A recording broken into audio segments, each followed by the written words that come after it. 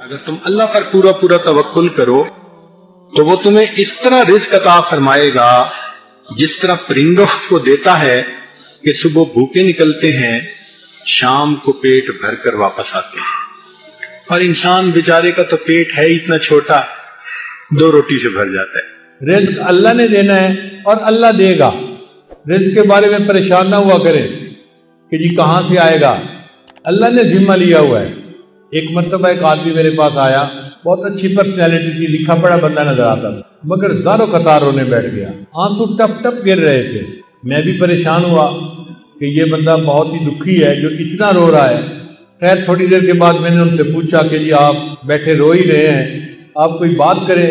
اس نے کہا جی میں ایک گورنمنٹ آفیسر تھا اور ان دنوں گولڈن شیک ہینڈ والی ترتیب چلی تھی کہ گورنمنٹ کہتی تھی کہ جو بندہ اپنی ریٹائرمنٹ لے لے گا ہم اسے منافع بھی دے دیں گے اور وہ پھر کوئی اور کام کر کے اپنی زندگی گزارے۔ گورنمنٹ کو فائدہ یہ تھا کہ ورکر کم ہو جائیں گے اور ورکر کو فائدہ یہ تھا کہ ایک ہی وقت میں پیسے مل جائیں گے، تو مکان خرید لیں گے، بیٹی کی شادی کر لیں گے، یا فلاں کر لیں گے یا فلاں کر لیں گے۔ وہ کہنے لگا کہ مجھے تقریباً 16 لاکھ روپیہ ملے جو بینیفٹ کے تھے۔ میں نے اور بیوی نے مشورہ کیا کہ ہم اس کو رکھ دیتے ہیں اور اپنے گزارے کے لیے میں کہیں پہ جاب کر لیتا ہوں چھوٹی موٹی، اور روٹی ہم کھا ہی لیں گے اور یہ پیسے بچوں کی تعلیم اور ان کی شادیوں کے کام آئیں۔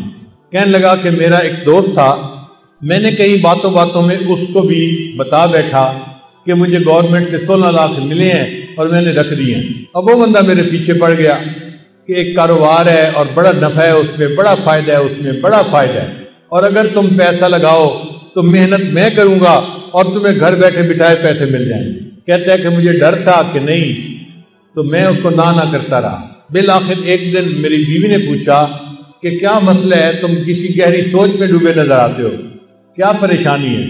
تو میں نے اسے بتا دیا کہ میرا ایک دوست ہے وہ مجھے کاروبار کے لیے کہہ رہا ہے۔ بیوی نے مشورہ دیا کہ آپ ایسا کریں کہ اس کو 16 لاکھ نہ دیں، اس کو 8 لاکھ دے دیں اور دیکھیں 8 لاکھ کا وہ آپ کو کیا فائدہ دیتا ہے، پتہ چل جائے گا 1 سال میں۔ تو اگر نقصان ہونا ہوا تو آدھے پیسوں میں ہوگا، پورے پیسوں میں تو نہیں ہوگا نا۔ کہتا ہے مجھے بات اچھی لگی اور میں نے 8 لاکھ روپے اس بندے کو دے دیا۔ اس بندے نے کہا تھا جی آپ کو ہر مہینے 25-30 ہزار مل جایا کرے گا۔ اب ہر مہینے کی پہلی تاریخ کو وہ ہمارے گھر آ کے کیش یا چیک کو دے دیتا۔ میں نے ایک چھوٹی موٹی جاب شروع کر لی اور ہمارا گزارا بہت اچھا ہو گیا۔ 25-30 ہزار ادھر سے آ جاتے تھے، باقی ادھر سے مل جاتے تھے اور ہم آرام کی زندگی گزارے۔ 1 سال پورا اسی طرح گزر گیا۔ تو میری بیوی نے کہا کہ یہ تو بڑا اچھا کاروبار ہے کہ جس میں اتنے پیسے دینے سے ہمیں ہر مہینے اتنے پیسے مل جاتے ہیں۔ سال گزرا تو میرے دوست نے کہنا شروع کر دیا کاروبار تو بہت اچھا ہے لیکن ہم نے پیسے تھوڑے لگائے ہیں، اگر اور زیادہ لگا دیں تو اور نفع ہو جائے گا۔ میں نے بیوی کو بتایا، اس نے کہا ہم نے 1 سال آزمایا ہے، دیکھا ہے شریف آدمی ہے، اچھا آدمی ہے، وعدہ پورا کرتا ہے، تو آپ اس کو باقی بھی پیسے دے دیں۔ کہتے ہیں میں نے اس کو باقی 8 لاکھ بھی دے دیے۔ اب باقی 8 لاکھ دینے کی دیر تھی، اس نے تو نگاہیں بدل لی، فون بات کرنی چھوڑ دی، میں مصروف ہوں ابھی کال نہیں لے سکتا، میں بعد میں کال کروں گا، میں یہ کروں گا، میں وہ کروں گا، اور جو ہر مہینے پیسے دیتا تھا وہ بھی اس نے ڈیلے کرنا شروع کر دیے۔ پہلی تاریخ کے پیسے 10 تاریخ کو دیے، پھر دوسرے مہینے اس نے 20 تاریخ کو پیسے دیے، اور تیسرے مہینے مہینہ ختم ہو گیا اور پیسے دیے ہی نہیں۔ اب میں نے اسے فون کیا، بھئی آپ ہر مہینے پیسے دیتے تھے تو ہمیں گھر میں خرچے میں تنگی ہو رہی ہے، آپ پیسے نہیں دیے اس مہینے۔ وہ جی میں نے آپ سے بات کرنی ہے، میں 2 بندوں کو لا کے آپ سے بات کروں گا۔ اب بات اس نے کیا کی، اس نے کہا جی کہ مجھے تو کاروبار میں نقصان ہو گیا ہے اور 16 لاکھ کے 16 لاکھ ختم ہو گئے ہیں، تو میرے پاس تو پیسہ ہی نہیں آپ کو دینے کے لیے۔ اور جو بندے لے کے آیا تھا وہ بھی اسی کے سائز کے تھے، اسی طرح کے، وہ بھی مجھے سمجھانے لگے اور کہنے لگے کاروبار میں لاس بھی ہو جاتا ہے، پروفٹ بھی ہو جاتا ہے، اب آپ نے اگر 1 سال پروفٹ کھایا ہے تو لاس ہو گیا تو لاس کو بھی برداشت کر لو۔ کہنے لگا میں بڑا پریشان کہ میرے 16 لاکھ روپے غبن ہو گئے، ختم ہو گئے۔ کہتے ہیں اس سے میں مقدمہ تو کر نہیں سکتا تھا، نہ میں لڑ سکتا تھا، وہ لڑائی میں مقدمے میں مجھ سے زیادہ تیز تھا، لیکن مجھے گلٹ تھا اندر ایک میرے صدمہ تھا کہ یہ میرے بچوں کے لیے پیسے تھے، میں اس کو محفوظ رکھتا تو بچوں کی پڑھائی میں کام آتے، بچوں کی شادیوں میں کام آتے، میں نے بچوں کے پیسوں کو ضائع کر دیا، لہذا میں نے خود یہ غلطی کی۔ کہنے لگا کہ اب میرے اندر اتنا گلٹ ہے کہ بس ہر وقت آنسو بہتے رہتے ہیں اور مجھے سمجھ نہیں آتی کہ میں کیا کروں۔ اس کی بات سن کے مجھے بھی بہت دکھ ہوا کہ ایک شریف آدمی اذیت میں مبتلا ہو گیا۔ میں نے اسے تسلی دی، پھر تسلی دے کے میں نے اس سے پوچھا کہ مجھے یہ بتائیں کہ آپ کا رزق کہاں پہ ہے؟ کہنے لگا کیا مطلب؟ میں نے کہا آپ کا رزق زمین میں ہے یا آسمانوں میں ہے؟ کہتے جی آپ بتا دیں۔ میں نے کہا اللہ تعالیٰ فرماتے ہیں وَفِي السَّمَاءِ رِزْقُكُمْ، اور تمہارا رزق آسمانوں میں ہے۔ تو جب ہمارا رزق آسمانوں میں ہے تو ہمارا رزق کوئی ہتھیار نہیں سکتا، کوئی چوری نہیں کر سکتا۔ جو ہمیں پہنچنا ہے وہ اللہ پہنچا کے رہے گا۔ اگر کسی نے پہنچانے میں بددیانتی کی تو اللہ دوسرے ڈاکیے کے ذریعے سے پہنچا دیں گے، کسی اور طریقے سے پہنچا دیں گے۔ اللہ اس پر قادر ہے کہ اس کو پہنچائے۔ اس کو تھوڑا تسلی ہو گئی۔ میں نے کہا کہ دیکھیں آپ کا رزق تھا، اگر کسی نے آپ سے بددیانتی سے لے لیا آپ فکر مت کرو، اللہ آپ کو آپ کا رزق دوبارہ دے دیں گے، آپ پریشان نہ ہو۔ اب اس کا جو رونا تھا وہ بند ہو گیا، ذرا تسلی ہو گئی۔ میں نے اسے بیت کے کلمات بھی پڑھا دیے اور اس کو کہا کہ بس اپنے دل سے معاف کر دو اور یہ عہد کرو کہ یا اللہ اس نے میرے ساتھ بددیانتی کی، میں زندگی بھر کبھی کسی کے ساتھ بددیانتی نہیں کروں گا۔ اس نے یہ بھی وعدہ کر لیا۔ پھر میں نے کہا اچھا یہ بھی میرا وعدہ کرو کہ جب اللہ آپ کو آپ کی ضرورت سے زیادہ پیسہ دیں گے تو آپ زکوٰۃ پابندی سے ادا کریں گے۔ اس نے یہ بھی وعدہ کر لیا۔ لو جی میں نے دعائیں دے کے اس کو رخصت کیا۔ رخصت ہوتے ہوئے مجھ سے پوچھنے لگا حضرت اب میں کیا کروں؟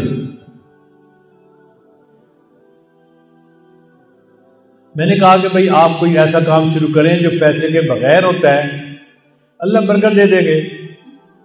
تو ہنس پڑا، حضرت پیسے کے بغیر تو کام کوئی نہیں ہوتا۔